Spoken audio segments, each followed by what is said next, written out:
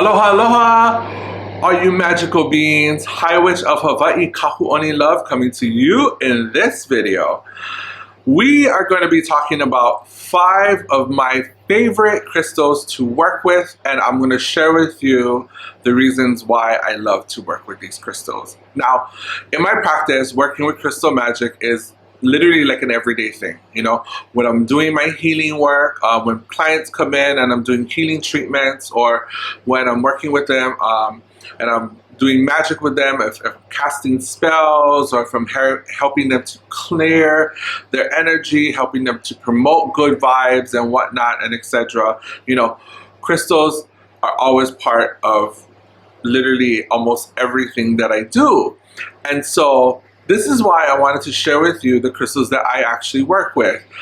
These are 5 crystals that help me perform my healing work. Okay, so let's start off with number 1 is Amethyst. I love Amethyst. Amethyst is actually my number 1. It's always been my number 1 ever since I could remember, as a young child, being trained in healing, going through the process of learning my own energy and my own magic. Amethyst was always one that was there. And Amethyst has this great quality of lifting the vibrations and keeping it in such a psychic level, or a third eye level that's really connected to spirit, that allows the information to come into your being and help you understand what's going on, especially when you're learning. That's how Amethyst is known as a good education stone. You know, when you're going to school or you're learning something, having an amethyst with you actually helps you retain the information as well, because it stimulates the third eye area, which is the head, the mind, the brain, and you know, all of that area. So it helps you in bringing in that information and understanding it. Yeah.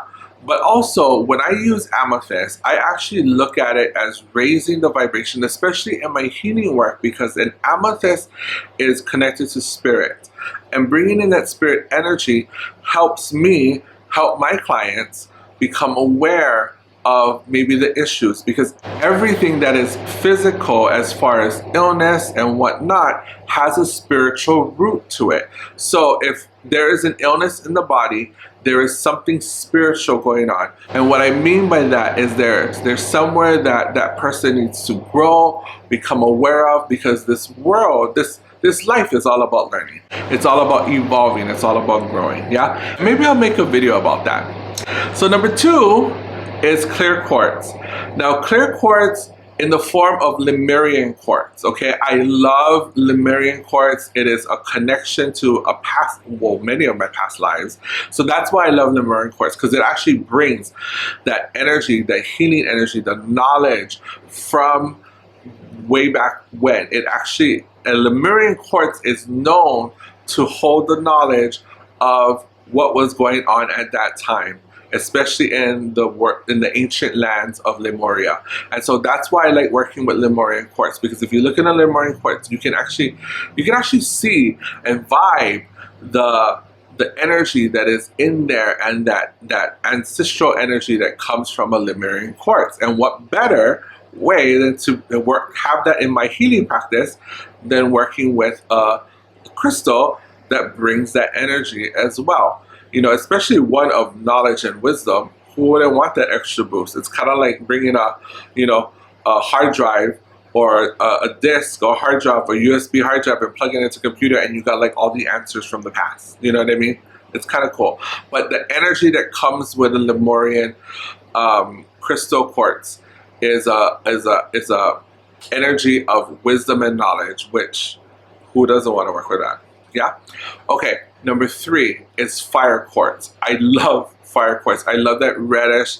I think it's iron in there, some kind of iron oxide or whatever with that mix, if we're gonna get scientific over here. But fire quartz, I love working with fire quartz because it actually brings the energy into the space, especially when we're working on transformation.